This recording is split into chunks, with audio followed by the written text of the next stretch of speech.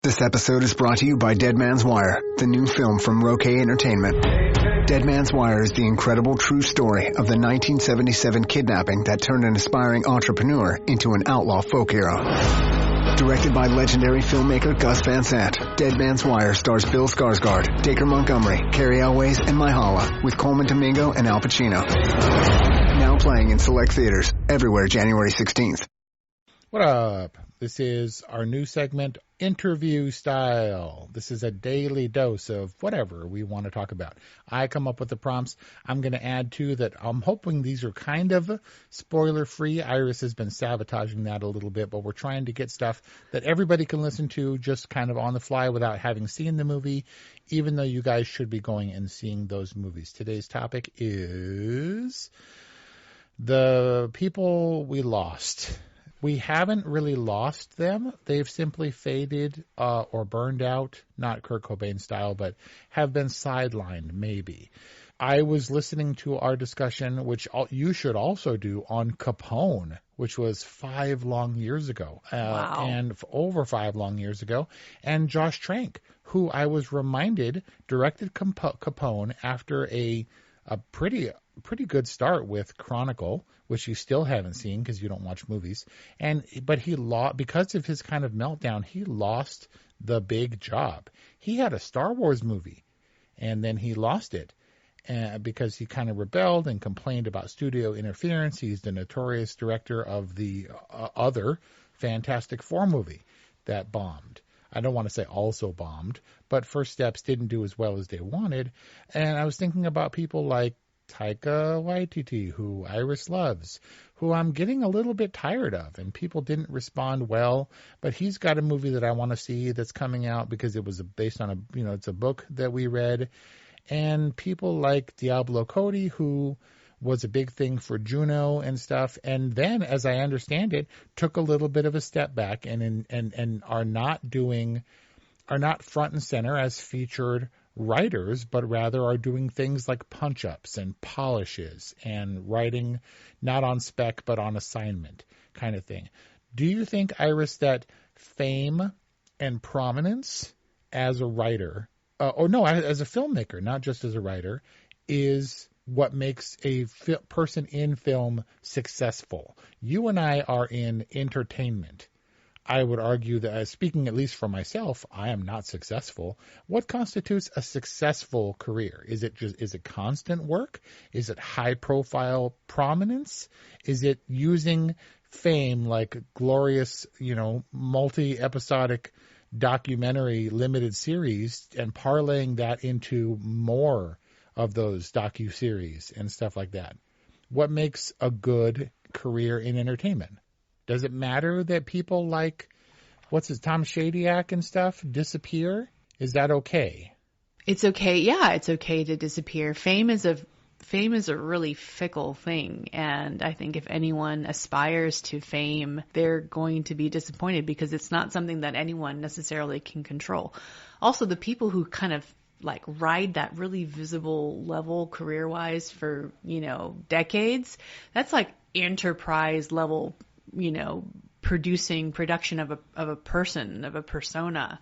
And so very few people attain that. I mean, I think that the examples that you brought up are so interesting because they're very different. Taika Waititi is an example of someone I would say who's been pretty consistent. I mean, between acting, directing, writing, other kind of personality things that he's done.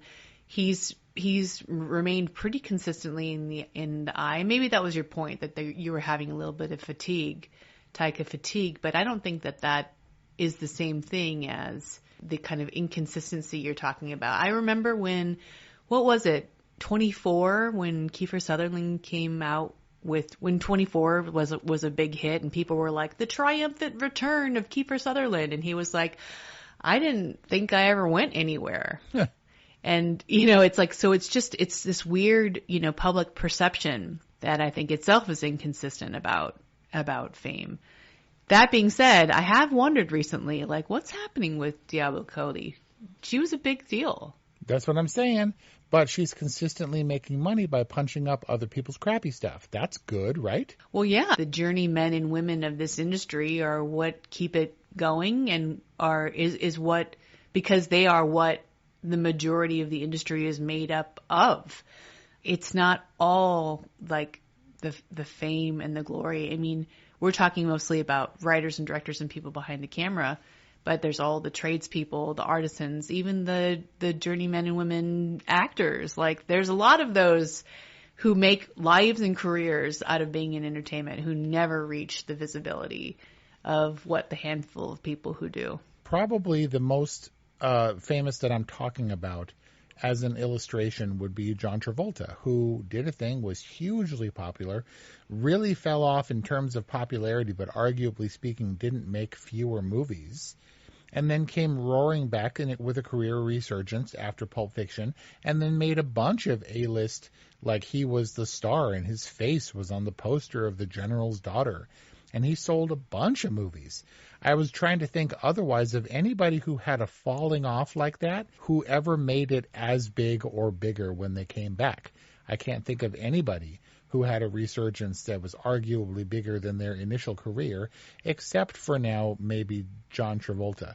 Remember Speed? Wait, what about Brendan Fraser? Well, yeah, Ke Huy Quan, who came back and won an Oscar. Brendan Fraser, who is now an Oscar winner, who is definitely bigger or at least more seriously regarded than he was in his George of the Jungle days. Great addition. Remember Speed when they jumped the bus over that unrealistically large gap on the freeway? That's not a spoiler because that was in the trailers. Okay. Consider a movie like Everything Everywhere All at Once, where Ke Huy Quan came back and won an Oscar. Jamie Lee Curtis, who's been around and done a billion things, won an Oscar same year that Brendan Fraser won the Oscar for The Whale. Let's take Freaky Friday, which was Jamie Lee Curtis, the aforementioned, and Lindsay Lohan, who definitely had a falling off. It's because she, like Tom Shadyac, just completely receded. She faded from the spotlight intentionally, stepped back because of so much media and like paparazzi attention, right? She fled to like Greece and opened a club or something, right? But well, she and Amanda Bynes had kind of spectacular meltdowns. Tom Shadyac seemed like it was more of a voluntary fading into the background, right? Didn't he go biking or something? Yeah, he got like a little trailer on a cliff in Malibu or whatever, and it was Tom Shadyac's cliff. But Lindsay Lohan got it together enough to come back and is going to be in movies again, was in Freakier Friday. The point is that it didn't make money. The return of Lindsay Lohan probably wasn't the splash, even using pre-existing IP like Freaky Friday to help with that return. Jamie Lee Curtis, however, is in the middle of her resurgence. So if Lindsay Lohan's career is like the bus in Speed, like the gap in the freeway, where we simply lift that piece out and it's just gone. We don't know what happened for those years, versus Jamie Lee Curtis, who's been around the whole time and is now experiencing a resurgence in popularity. Is that the same thing? Is it like it doesn't matter because Kiefer Sutherland didn't go anywhere? It's not a resurgence. It just so happens that Jamie Lee Curtis got lucky with one role from a movie nobody expected anything from and now has an Oscar and is enjoying some more popularity because of it. Why does the bus kind of take off like it's at an angle? Because they put, he said it's an incline. Maybe there'll be not a ramp or whatever. I forget what Keanu said, but it wasn't. That bus was going to nosedive hardcore, and for some reason it got air because in real life, this is a spoiler, dude.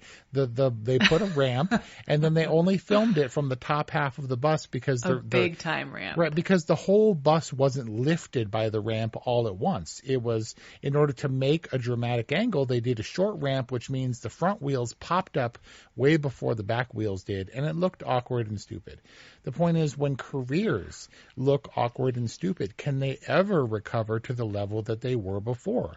Maybe only John Travolta.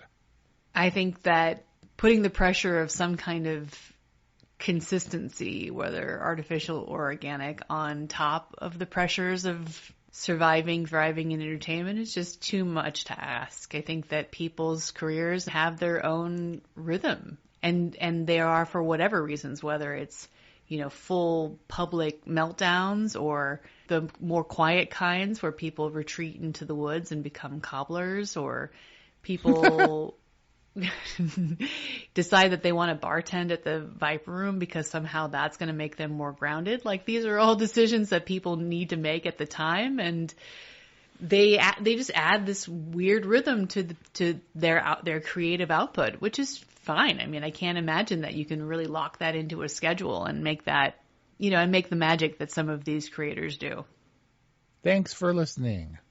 We all want to know, what makes people tick? How will they make decisions? Handle feedback And work as a team. The Predictive Index Behavioral Assessment reveals how employees actually think, work, and thrive. Like how Marcus fits in a role with structure, and Margot's strength is collaborating with others. Because when we understand each other, work just works. Take the behavioral assessment today at try.predictiveindex.com. Electric acid.